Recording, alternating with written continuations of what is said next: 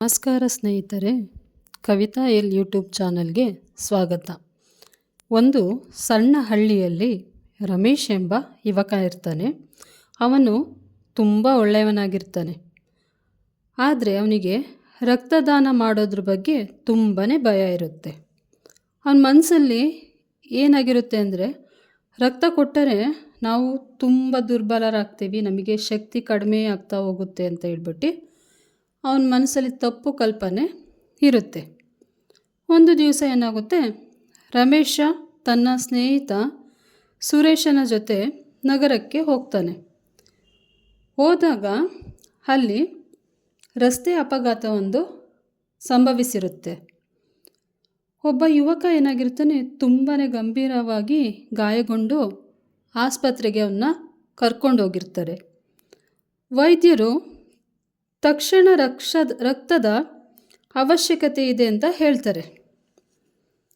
ಗಾಯಗೊಂಡ ಯುವಕನ ಕುಟುಂಬದವರು ಕಣ್ಣೀರು ಹಾಕುತ್ತಾ ಏನು ಮಾಡ್ತಾರೆ ಅಂದರೆ, ರಕ್ತಕ್ಕಾಗಿ ಎಲ್ಲರನ್ನೂ ಬೇಡ್ಕೊಳ್ತಾರೆ. ಆದರೆ ಅದೇ ರಕ್ತದ ಗುಂಪಿನ ವ್ಯಕ್ತಿ ಯಾರೂ ಸಹ ಸಿಗೋದಿಲ್ಲ. ಆವಾಗ ಇದನ್ನೆಲ್ಲ ನೋಡ್ತಾ ಇದ್ದ ಸುರೇಶ ಏನು ಮಾಡ್ತಾನೆ, ಮುಂದೆ ಬಂದ್ಬಿಟ್ಟು ನನ್ನ ರಕ್ತದ ಗುಂಪು ಅದೇ, ನಾನೇ ರಕ್ತದಾನ ಮಾಡ್ತೀನಿ ಅಂತ ಮುಂದೆ ಬರ್ತಾನೆ. ಇದನ್ನು ಕೇಳಿದ ಯುವಕನ ತಂದೆಗೆ ತುಂಬಾ ಖುಷಿಯಾಗುತ್ತೆ. ಆವಾಗ ಸ್ವಲ್ಪ ಸಮಯದ ನಂತರ ಏನಾಗುತ್ತೆ ಅಂದರೆ, ರಕ್ತದಾನ ಕೊಟ್ಟಿದ ತಕ್ಷಣ ಏನಾಗ್ತಾನೆ, ಯುವಕ ಜೀವವನ್ನು ಉಳಿಯುತ್ತೆ. ಆವಾಗ ವೈದ್ಯರು ಹೇಳ್ತಾರೆ, ನಿನ್ನ ಒಂದು ರಕ್ತದಿಂದ ಈ ಯುವಕನ ಜೀವ ಉಳಿಯಿತು ಅಂತ ಹೇಳ್ತಾರೆ. ಈ ಮಾತನ್ನು ದೂರದಿಂದ ಕೇಳ್ತಾ ಇದ್ದ ರಮೇಶನಿಗೆ ಆಶ್ಚರ್ಯ ಆಗುತ್ತೆ. ಒಂದು ಸಣ್ಣ ರಕ್ತ ಅಥವಾ ಸಣ್ಣ ಸಹಾಯ ಯಾರದೋ ಬದುಕನ್ನು ಉಳಿಸಬಹುದಾ ಅಂತ ಅವನಿಗೆ ಆಶ್ಚರ್ಯ ಆಗುತ್ತೆ. ಹೀಗೆ ಕೆಲವು ತಿಂಗಳುಗಳ ನಂತರ ಏನಾಗುತ್ತೆ, ರಮೇಶನ ತಂದೆಗೆ ತುರ್ತಾಗಿ ಶಸ್ತ್ರಚಿಕಿತ್ಸೆಯನ್ನು ಮಾಡಬೇಕಾಗುತ್ತೆ. ಆವಾಗ ಆಸ್ಪತ್ರೆಯಲ್ಲಿ ರಕ್ತದ ಅವಶ್ಯಕತೆ ಇರುತ್ತೆ. ಆದರೆ ಇವನು ಏನು ಮಾಡಬೇಕು ಅಂತ ತೋಚದಂತಾಗುತ್ತೆ ರಮೇಶನಿಗೆ. ಆವಾಗ ಆಸ್ಪತ್ರೆಯಲ್ಲಿ ರಕ್ತದಾನಿಗಳ ಸಂಘನೆ ಅಂತ ಇರುತ್ತೆ. ಏಕೆಂದರೆ ಬೇರೆ ಕಡೆಯಿಂದ ಬಂದಂಥ ವ್ಯಕ್ತಿಗಳೇನು ಮಾಡ್ತಾರೆ, ರಕ್ತದಾನವನ್ನು ಮಾಡ್ತಾರೆ. ಯಾಕಂದರೆ ಒಂದು ವ್ಯಕ್ತಿಯ ಜೀವ ಉಳಿಲಿ ಅಂತ ಮಾಡಿರ್ತಾರೆ. ಆ ರಕ್ತವನ್ನು ತೆಗೆದುಕೊಂಡು ರಮೇಶನ ತಂದೆಯ ಪ್ರಾಣವನ್ನು ಉಳಿಸ್ತಾರೆ. ಆವಾಗ ರಮೇಶ ತುಂಬಾ ಹತ್ಕೊಂಡ್ಬಿಟ್ಟು ಹೇಳ್ತಾನೆ, ನನ್ನ ತಂದೆಯ ಜೀವ ಉಳಿದಿದ್ದು ನನ್ನಿಂದ ಅಲ್ಲ, ಯಾರದೋ ಒಬ್ಬರು ನನ್ನ ತಂದೆಗೆ ರಕ್ತದಾನ ಮಾಡಿದ್ರಿಂದ ನನ್ನ ತಂದೆ ಉಳಿದರು ಅಂತ ಅವನು ತುಂಬಾ ಗೋಳಾಡ್ಕೊಂಡು ಹತ್ಕೊಂಡ್ಬಿಟ್ಟು ಹೇಳ್ತಾನೆ. ಆ ದಿನದಿಂದ ಏನು ಮಾಡ್ತಾನೆ, ತನ್ನ ಭಯವನ್ನು ಬಿಟ್ಬಿಡ್ತಾನೆ ರಮೇಶ. ನಾನು ಸ್ವಯಂ ಪ್ರೇರಿತವಾಗಿ ರಕ್ತದಾನ ಮಾಡಬೇಕು, ಕೆಲವೊಂದು ವ್ಯಕ್ತಿಗಳನ್ನ ಅಥವಾ ಯಾರಿಗೆ ಅವಶ್ಯಕತೆ ಇರುತ್ತೋ ಅವರಿಗೆ ರಕ್ತದಾನವನ್ನು ಮಾಡೋದ್ರಿಂದ ಅವ್ರ ಜೀವ ಉಳಿಯುತ್ತೆ ಅಂತ ಅವನು ಅಂದ್ಕೊಳ್ತಾನೆ. ಹೀಗೆ ಸ್ವಲ್ಪ ದಿವಸಗಳು ಕಳೆದಾಗ ತನ್ನ ಹಳ್ಳಿಯಲ್ಲಿ ಏನಾಗುತ್ತೆ ಅಂದರೆ, ಸ್ನೇಹಿತರು ಮತ್ತು ಹಳ್ಳಿಯ ಜನರಿಗೆ ರಕ್ತದಾನದ ಮಹತ್ವವನ್ನು ಹೇಳಬೇಕು ಅಂತ ಹೇಳ್ಬಿಟ್ಟು ಇವನೇನು ಮಾಡ್ತಾನೆ, ಒಂದು ಶಾಲೆಗೆ ಹೋಗ್ತಾನೆ. ಅಲ್ಲಿ ರಕ್ತದಾನದ ಮಹತ್ವವನ್ನು ಶಾಲೆಯ ಮಕ್ಕಳಿಗೆ ಹೇಳ್ಕೊಡ್ತಾನೆ. ನಾವು ಕೆಲವರಿಗೆ ಹಣವನ್ನು ಕೊಡ್ಬೋದು, ಆದರೆ ಅದು ಖರ್ಚಾಗುತ್ತೆ. ಆದರೆ ನಾವು ರಕ್ತದಾನ ಮಾಡಿದರೆ ಅದು ಮತ್ತೊಬ್ಬರ ಜೀವನವನ್ನು ಉಳಿಸುತ್ತದೆ. ಏಕೆಂದರೆ ದುಡ್ಡು ಯಾರು ಬೇಕಾದರೂ ಕೊಡ್ಬೋದು, ಆದರೆ ರಕ್ತವನ್ನು ಎಲ್ಲರೂ ಕೊಡೋದಕ್ಕಾಗಲ್ಲ. ಇದು ಯಾವುದೇ ದುಡ್ಡು ಕೊಟ್ಟರೂ ಸಹ ಸಿಗ್ಬೋದು, ಆದರೆ ಇದನ್ನು ಯಾವುದೇ ಕಾರ್ಖಾನೆಯಲ್ಲಿ ತಯಾರಿಸೋದಕ್ಕೆ ಸಾಧ್ಯ ಇಲ್ಲ.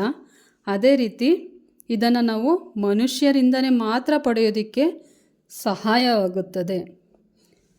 ಈ ಮಾತುಗಳನ್ನು ಕೇಳಿದ ಆ ಶಾಲೆಯ ಮಕ್ಕಳಿಗೆ ಏನು ಅನಿಸುತ್ತೆ, ನಾವು ದೊಡ್ಡವರಾದ ಮೇಲೆ ನಾವು ರಕ್ತವನ್ನು ದಾನ ಮಾಡಬೇಕು, ನಾವು ಕೆಲವು ಜೀವಗಳನ್ನು ಉಳಿಸಬೇಕು ಅನ್ನೋದು ಅವರ ಮನಸ್ಸಲ್ಲಿ ಅಚ್ಚಳಿಯದೆ ಉಳಿಯುತ್ತದೆ.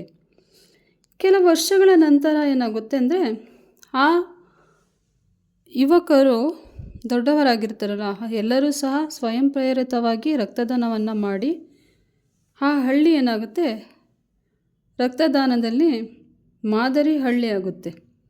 ಹೀಗೆ ಅನೇಕ ಜೀವಗಳನ್ನು ಉಳಿಸುತ್ತೆ. ನಮ್ಮಲ್ಲಿರುವ ತಪ್ಪು ಕಲ್ಪನೆ ಏನಂದರೆ, ರಕ್ತವನ್ನು ಕೊಟ್ಟಿದ ತಕ್ಷಣ ಯಾರೂ ದುರ್ಬಲರಾಗೋದಿಲ್ಲ.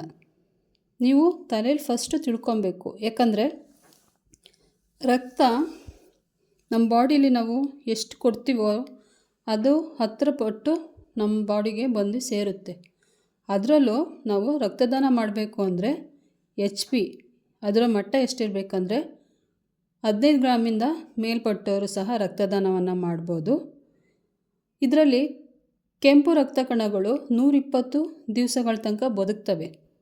ನಂತರ ಅವು ಸತ್ತೋಗ್ತವೆ. ಸತ್ತೋದ್ಮೇಲೆ ಹೊಸ ಕೆಂಪು ರಕ್ತ ಕಣಗಳು ಉತ್ಪತ್ತಿ ಆಗೋದ್ರಿಂದ ಇದು ವೇಸ್ಟ್ ಆಗೋಕ್ಕಿಂತ ಯಾರ್ದೋ ಒಬ್ಬರು ಜೀವನಕ್ಕೆ ಉಪಯೋಗ ಆಗಲಿ ಅಂತ ಎಲ್ಲರೂ ಮಾಡ್ಬೋದಲ್ವ ಸ್ನೇಹಿತರೆ. ಬರೀ ರಕ್ತವನ್ನು ಕೊಡೋದ್ರಿಂದ ಒಂದು ಜೀವ ಉಳಿಯುತ್ತೆ ಅಂದರೆ ನೀವೇ ಯೋಚನೆ ಮಾಡಿ ಯಾವ ರೀತಿ ಆಗ್ಬೋದು ಅಂತ. ಎಲ್ಲರ ಜೀವನ ಉಳಿಸೋಕ್ಕಾಗಲ್ಲ, ಆದರೆ ನಮ್ಮ ಕೈಯಲ್ಲಿ ಹಣ ಕೊಡೋಕ್ಕೆ ಸಹಾಯ ಮಾಡೋಕ್ಕೆ ನಮ್ಮ ಹತ್ರ ದುಡ್ಡಿಲ್ಲ. ಆದರೆ ಇರುವಂತಹ ರಕ್ತವನ್ನು ದಾನ ಮಾಡಿ ಒಬ್ಬ ವ್ಯಕ್ತಿಯ ಜೀವವನ್ನು ಉಳಿಸೋದಕ್ಕೆ ನಮಗೇನು ಕಾಯಿಲೆ, ನಮಗೇನು ದೊಡ್ಡ ರೋಗ ಬಂದಿದೆಯಾ? ಇಲ್ಲ ತಾನೇ. ಆದ್ದರಿಂದ ಎಲ್ಲರೂ ದಯವಿಟ್ಟು ರಕ್ತದಾನ ಮಾಡಿ ಅಂತ ಈ ವಿಡಿಯೋ ಮೂಲಕ ಎಲ್ಲರಿಗೂ ಕೇಳ್ಕೊಳ್ತೀನಿ. ನಿಮ್ಮಲ್ಲಿರುವ ತಪ್ಪು ಕಲ್ಪನೆಯನ್ನು ತೆಗೆದುಹಾಕಿ. ಈ ಕಥೆಯಲ್ಲಿರುವ ನೀತಿ ಏನಂದರೆ, ರಕ್ತದಾನ ಮಹಾದಾನ. ದಾನಗಳಲ್ಲೇ ದಾನ ಯಾವುದು ಅಂದರೆ ರಕ್ತದಾನನೇ ಶ್ರೇಷ್ಠ. ನಾವು ನಮ್ಮ ಕೆಲವು ಸಮಯವನ್ನು ಮತ್ತು ಸ್ವಲ್ಪ ರಕ್ತ ಯಾರಿಗೋ ಒಬ್ರಿಗೆ ಕೊಟ್ಟರೆ ಅವ್ರ ಜೀವವನ್ನು ಉಳಿಸ್ಬೋದು ಅಂದರೆ ನಾವ್ಯಾಕೆ ಆ ಪ್ರಯತ್ನವನ್ನು ಮಾಡಬಾರ್ದು ಅಲ್ವಾ ಸ್ನೇಹಿತರೆ? ನೀವು ಯಾರಾದರೂ ಜೀವನದಲ್ಲಿ ರಕ್ತವನ್ನು ದಾನ ಮಾಡಿರ್ತೀರ? ಯಾರಾದರೂ ಇದ್ದರೆ ಕಮೆಂಟ್ ಬಾಕ್ಸಲ್ಲಿ ತಿಳಿಸಿ. ನಿಮ್ಮ ಎಕ್ಸ್ಪೀರಿಯೆನ್ಸ್ ಹೇಗಿತ್ತು, ನೀವು ಯಾವ ರೀತಿ ರಕ್ತದಾನ ಮಾಡಿದ್ರಿ, ಮತ್ತು ಆ ರಕ್ತ ನಿಮ್ಮ ಬಾಡೀಲಿ ಹೇಗೆ ಬಂತು, ಮತ್ತು ಹೇಗೆ ಉತ್ಪತ್ತಿ ಆಯಿತು, ನೀವು ಯಾವಾಗಾದರೂ ಧೈರ್ಯವನ್ನು ಕಳೆದುಕೊಂಡಿದ್ದೀರಾ? ಈ ರೀತಿ ಹಲವಾರು ಕ್ವಶನ್ಗಳನ್ನ ನಾನು ಕೇಳಿ ತಲೆ ತಿಂತಿದ್ದೀನಿ ಅಂತ ಅಂದ್ಕೊಬೇಡಿ. ದಯವಿಟ್ಟು ಎಲ್ಲರೂ ಅಷ್ಟೇ ರಕ್ತದಾನ ಮಾಡಿ ಒಂದು ಜೀವವನ್ನು ಉಳಿಸಿ ಅಂತ ಹೇಳ್ತೀನಿ. ಯಾಕಂದರೆ ಜೀವ ಹೋದರೆ ಮತ್ತೆ ತರೋದಕ್ಕೆ ತುಂಬಾ ಕಷ್ಟ. ತರೋದಕ್ಕೆ ಆಗಲ್ಲ, ಆದರೆ ಅವ್ರ ನೆನಪುಗಳು ಮಾತ್ರ ನಮ್ಮ ಜೀವನದಲ್ಲಿ ತುಂಬಾ ಉಳಿಸೋಗಿರ್ತಾರೆ. ಆದ್ದರಿಂದ ಎಲ್ಲರಿಗೂ ಹೇಳೋದೇನೆಂದರೆ, ಇದ್ದಾಗ ಎಲ್ಲರನ್ನು ಪ್ರೀತಿಸಬೇಕು ಅಷ್ಟೇ ನಾವು. ಇಲ್ಲಿ ರಕ್ತವನ್ನು ದಾನ ಮಾಡೋದ್ರಿಂದ ಒಂದು ಜೀವ ಉಳಿಯುತ್ತೆ ಅಂದರೆ ಯಾಕೆ ಎಲ್ಲರೂ ಈ ಪ್ರಯತ್ನವನ್ನು ಮಾಡಬಾರ್ದು? ಒಂದು ಸತಿ ಪ್ರಯತ್ನ ಮಾಡಿ, ಒಂದು ಸತಿ ಕೊಟ್ಟು ನೋಡಿ.